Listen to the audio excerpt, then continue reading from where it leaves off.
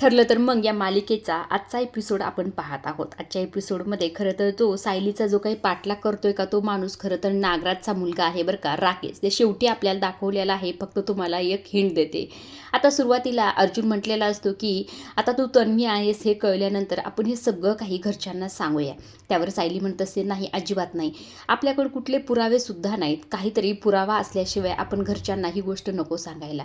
आता मधुभाऊच्या बोलल्यावर मी विश्वास ठेवलाय आणि देऊ नको. मी जर तन्वी नाही निघाले तर मला घरच्यांना त्रास नाही द्यायचा, त्यांच्या भावनांशी मला नाही खेळायचं. सुभेदार आणि किल्लेदार फॅमिली तन्वीबाबत किती हळवे आहेत हे माहिती आहे ना, आणि पूर्ण आजीला किती मोठा झटका बसेल माहिती आहे ना. त्यामुळे मला कुणाच्याही भावनाशी खेळायचं नाही. जेव्हा आपल्या हातात ठोस पुरावा असेल तेव्हाच खरं तर मी सगळ्यांना घरच्यांना सांगेल की मीच तुमची तन्वी आहे असं म्हटल्यानंतर अर्जुन मात्र तिच्याकडे पाहतच असतो. सायलीच्या हे सगळं काही सांगताना डोळ्यात पाणी आलेलं असतं. आता अर्जुन सायलीला जवळ घेतो. जवळ घेतल्यानंतर खरंही ते सायली आणि त्याचबरोबर अर्जुनचा लहानपणीचा म्हणजे तन्वी आणि अर्जुनचा लहानपणीचा फोटोसुद्धा इथे दाखवलेला आहे. इकडे अर्जुन म्हणत असतो हे बायको, मला तर कुठल्याही पुराव्याची गरज नाही. मला आता खात्री पटली आहे की तूच माझी तन्वी आहेस, तूच माझी बेस्ट फ्रेंड आहेस असंही ते अर्जुन म्हणत. अर्जुनच्या तोंडातून हे शब्द ऐकल्यानंतर सायलीला फार आनंद होत असतो. तितक्यात खरं तर इथे अर्जुनला कुसुमचा कॉल आलेला असतो. कुसुमताईला म्हणत असतो की कुसुमताई हो, मला सायली मिळालेली आहे, तुम्ही नका काळजी करू, आम्ही आता घरी जायला निघतोयच असं म्हटल्यानंतर इकडनं सायली म्हणत असते अहो हो, आपल्याला निघायला हवं, घरचे सगळे माझी वाट बघत असतील ना असं म्हटल्यानंतर अर्जुन म्हणत असतो हो, सगळे खूप परेशान असतील, पण जेव्हा त्यांना कळेल का ही त्यांची तन्वी आहे तेव्हा ते किती खुश होतील ना असंही ते अर्जुन म्हणत असतो. आता ते दोघी घरी जाण्यासाठी निघालेले असतात. त्याआधी ते देवी आईचा आशीर्वाद घेत असतात, देवी आईला नमस्कार करत असतात. आता ते इकडे निघतच असतात. इकडे मात्र त्यांच्या गाडीपाशी हा अनोळखी व्यक्ती म्हणजे नागराजचा मुलगा आहे बरं का, राकेश नाव आहे ह्याचं. तो खरं तर यांच्या गाडीला पंक्चर करण्याचा वगैरे प्रयत्न करत आहे. तितक्यात खरं तरी ते सायली आणि अर्जुन येत असतात. आता सायली आणि अर्जुनची नजर चुकवत तो इथे खाली लपलेला असतो. आता अर्जुन म्हणत असतो बायको तू पुढे बस बरं, म्हणजे तू दगदग करी जाऊ नकोस, आता तू आरामात बस असं तिला म्हणत असतो. आता अर्जुन इकडे येऊन बसणारा असतो तेव्हा खरं तर त्यांची नजर चुकवत हा त्यांच्या गाडीमागे लपलेला असतो. आता ते दोघे निघून जातात तेव्हाही ते जो काही राकेश असतो तो म्हणत असतो छट, हा पण माझा प्लॅन फसलाच, हा वेळेसुद्धा माझा डाव फेलच गेला असंही ते स्वतःच्याच मनाशी म्हणत असतो. हा नेमका आता सायली आणि अर्जुनसोबत काय करणार आहे खरं हे पुढील काही भागात आपल्याला कळेलच.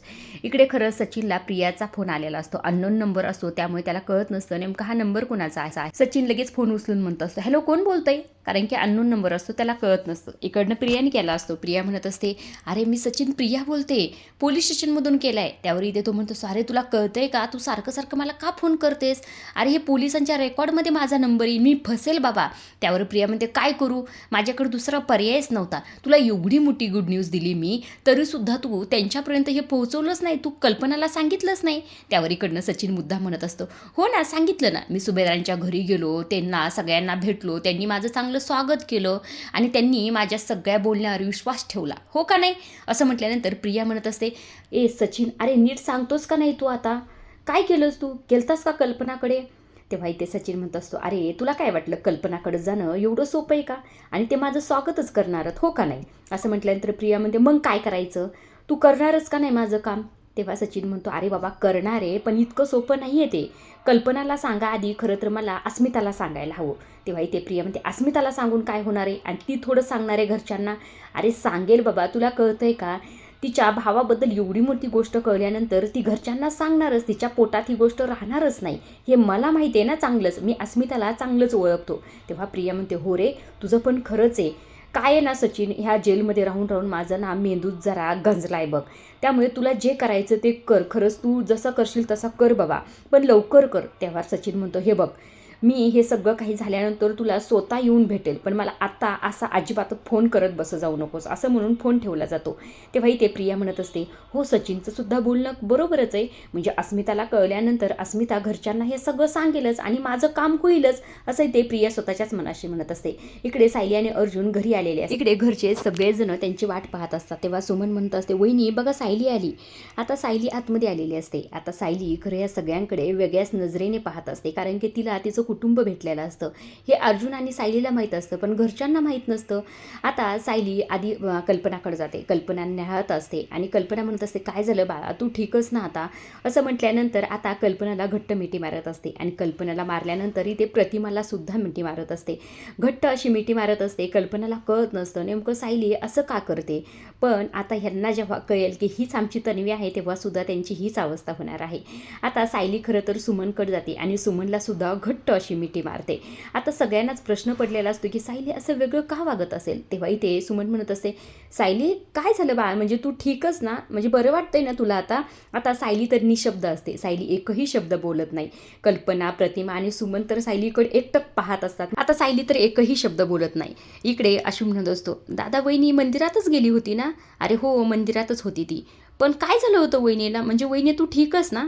त्यावर इकडनं अर्जुन विषय टाळण्यासाठी म्हणत असतो, ते काय आहे ना, आता माझी बायको प्रेग्नेंट आहे आणि त्यामध्ये हे मूड स्विंग्स होत असतात, त्यामुळे झाला असेल. नका जास्त काळजी करू, तिथेच होती ती आणि तिला खरं तर ना आता आरामाची गरज आहे, म्हणजे ती थकली आहे खूप. असं म्हटल्यानंतर आता सगळेजण हो म्हणतात, ठीक आहे. आता अर्जुन आणि सायली तिथून निघून जातात. आता अश्विनसुद्धा निघतो. तो म्हणत असतो, वहिनी आता घरी आली ना, मी सुद्धा जातो हॉस्पिटलला. असं म्हणून तो तिथून निघून जातो. आता सुमनसुद्धा या दोघांसाठी शरबत बनवण्यासाठी निघून जाते. आता इकडे कल्पना म्हणत, प्रतिमा काय झालं असेल ग सायलीला, म्हणजे कुठे गेली असेल, म्हणजे काय तर टेन्शन असेल का? पण या दिवसात टेन्शन घेणं चांगलं नाही ना गं, असं विचार नाही केला पाहिजे तिने. त्यावर इकडनं प्रतिमा म्हणत असते, नको काळजी करू, काही नसेल झालं. आता प्रेग्नेंट आहे म्हणलं थोडंफार होतच असतं गं, आणि तिला जर आपण परत या गोष्टी विचारल्या तर तिला पण त्रास नको, विचारूया निवांत आपण, नको टेन्शन घेऊ. आपण सायलीच्या काहीतरी आवडीचं बनवूया, कढी भात बनवायचं का? तेव्हा कल्पना म्हणते, चल मी सुद्धा तुला मदत करते. असं म्हणून आता दोघीही स्वयंपाकासाठी निघून जातात. इकडे खरं तर मेहपत बाबाचा सीन दाखवलेला आहे. सगळी दरबार त्याची भरलेली असते. एक मुलगी हात जोडून त्याच्या पुढे बसली आणि मेहपत बाबांचा जय जयकार करत असते. तेव्हा इथे मेहपत म्हणत असतो, बाळा मी तुझी काय मदत करू? त्यावरनं ती मुलगी म्हणत असते, तुम्ही ऑलरेडी माझी मदत केलेली आहे. मी खरं तर माझ्या वडिलांची एकुलती एक मुलगी होते. माझे वडील गेले. ते गेल्यानंतर मी एकटी पडले. मी हातात झाले होते. त्यानंतर मी बहुगुणी महाराजांच्या शरणी गेले आणि त्यांनी मला तुमच्याबद्दल सांगितलं. तुमचे विचार ऐकल्यापासून खरं तर सगळं काही माझ्या आयुष्यात चांगलं झालं. माझ्या फॅक्टरीमध्ये प्रत्येक मशीनवर फक्त तुमचा फोटो आहे. तुमचं नाव घेतल्याशिवाय माझा दिवस सुरू होत नाही. तुमच्या नामस्मरणामुळे माझे गेलेले सगळे कॉन्ट्रॅक्ट मला परत मिळाले.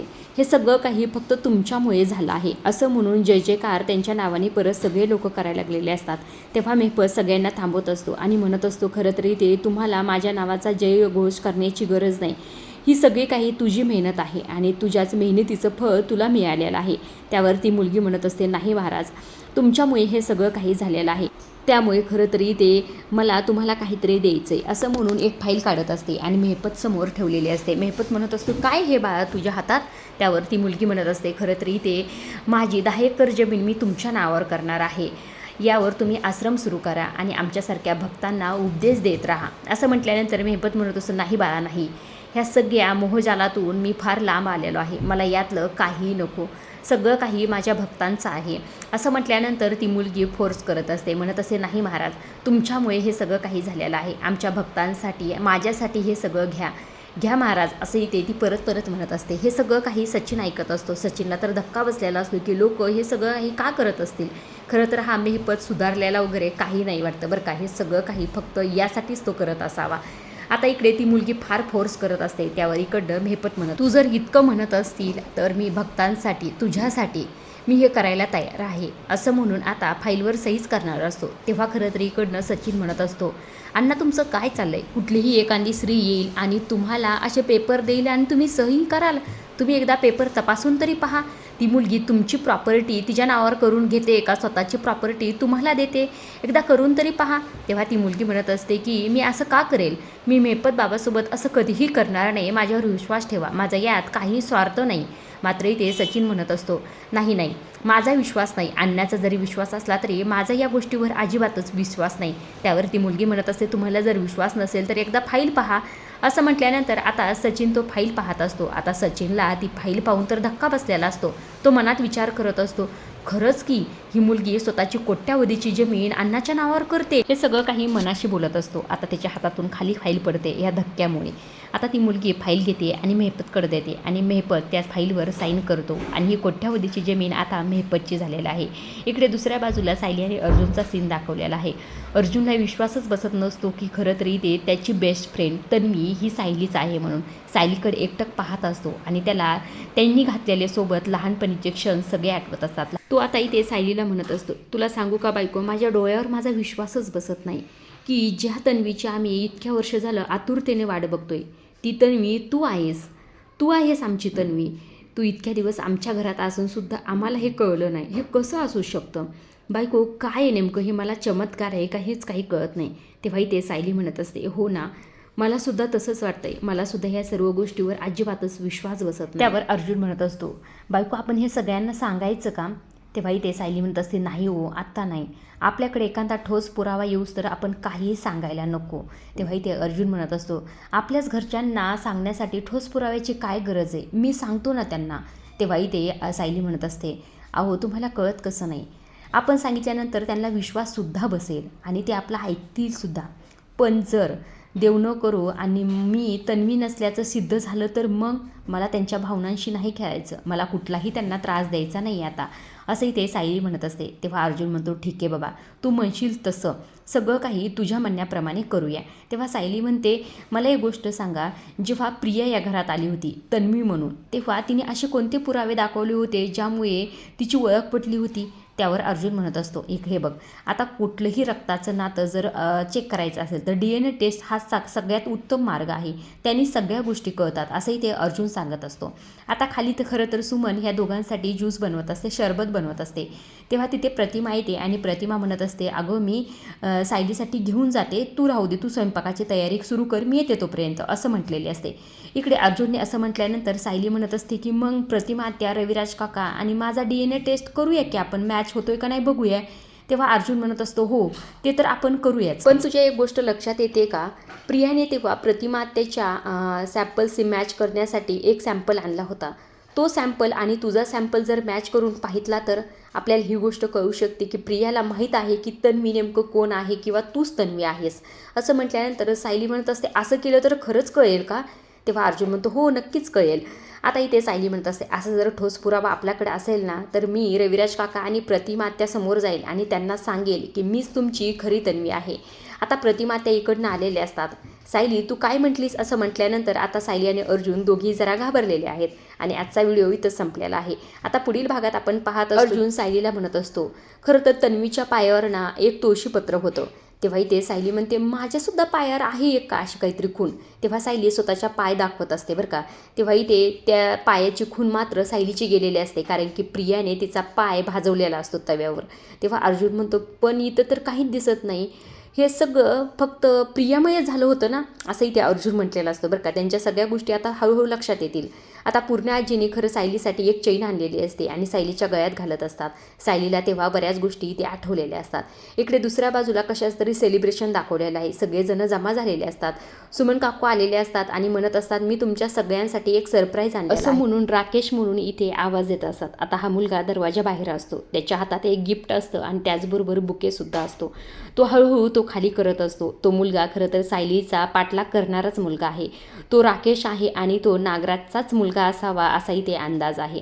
आजच्या पुरतं एवढंच. अशा डेली मालिकेच्या अपडेट जर तुम्हाला जाणून घ्यायला आवडत असतील तर आपल्या चॅनलला जरूर सबस्क्राईब करा आणि तोपर्यंत पाहत राहा. ठरलं तर मग धन्यवाद.